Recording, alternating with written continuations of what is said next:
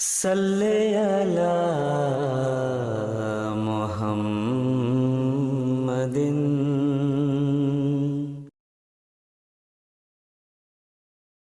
وہ پاک محمد ہے،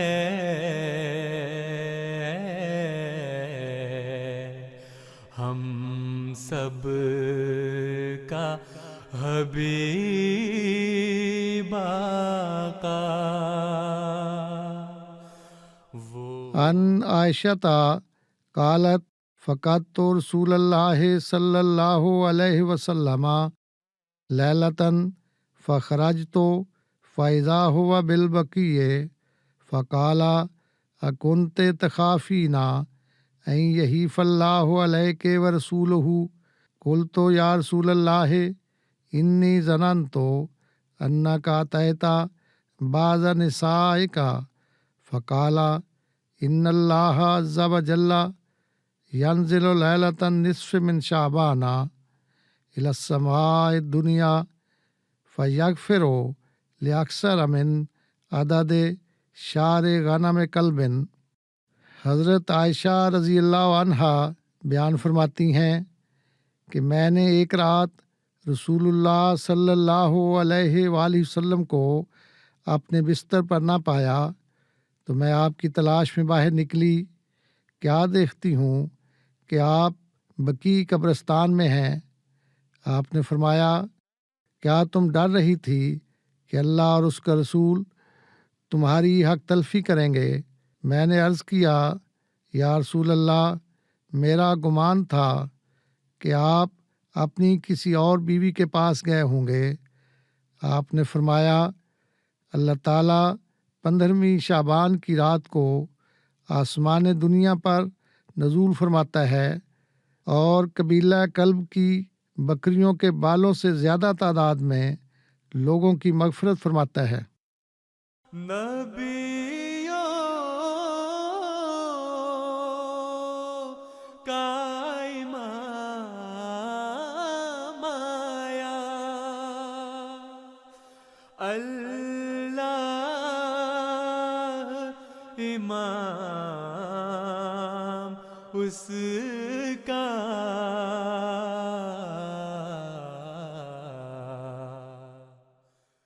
ہمارے سید و مولا حضرت صلی اللہ علیہ وآلہ وسلم نے یہ جو فرمایا کہ شعبان کی 15 تاریخ کو اللہ تعالیٰ آسمان دنیا پر نزول فرماتا ہے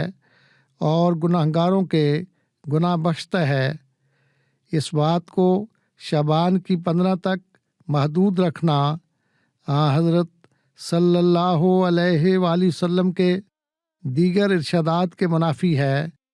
اور خود آپ کا عمل بھی اس کی نفی فرماتا ہے، کیونکہ آپ کی احادیث جو کتب ستہ میں آئی ہیں اس میں یہ ذکر ہے کہ آپ نے فرمایا ہر رات کے آخری پہر میں اللہ تعالیٰ آسمان دنیا پر اترتا ہے اور فرماتا ہے کوئی ہے جو مجھ سے مانگے کہ میں اسے دوں، کوئی ہے جو مجھ سے مغفرت کا طلبگار ہو کہ میں اس کو بخش دوں، کوئی ہے جو اپنی مراد پوری کرنا چاہے کہ میں اس کی مراد پوری کروں۔ بس اس بات کا تعلق صرف 15 شعبان سے نہیں ہے، در حقیقت ہر رات ہی اللہ تعالیٰ نزول فرماتا ہے اور اپنے بندوں پر فضل فرماتا ہے، اور حضرت صلی اللہ علیہ وآلہ وسلم کی حیات طیبہ میں ایسے واقعات متعدد نظر آتے ہیں کہ کئی دفعہ رات کو اٹھے اور اللہ تعالیٰ کی طرف سے نازل ہونے والے انوار اور فضلوں اور رحمت کو دیکھا تو آپ نے گھر والوں کو بھی جگایا اور فرمایا کہ اللہ تعالیٰ کی رحمتوں کے نزول کا وقت ہے، اٹھو اور اللہ تعالیٰ کی رحمت سے اپنے دامن بھر لو۔ بس اللہ تعالیٰ کی رحمت کو صرف 15 شعبان سے مخصوص کر دینا یا محدود کرنا حضرت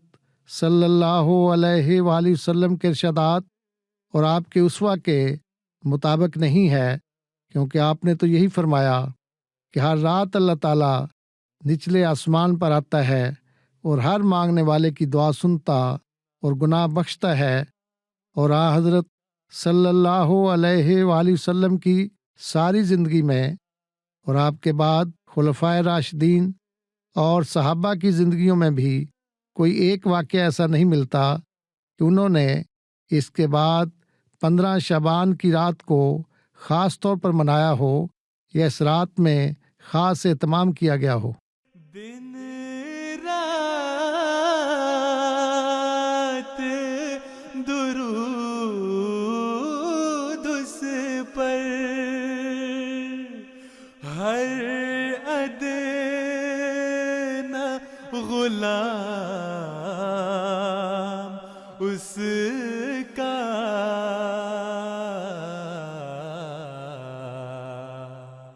پڑھتا ہے بصد منت،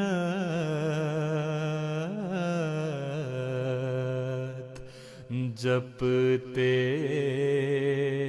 ہوئے نام اس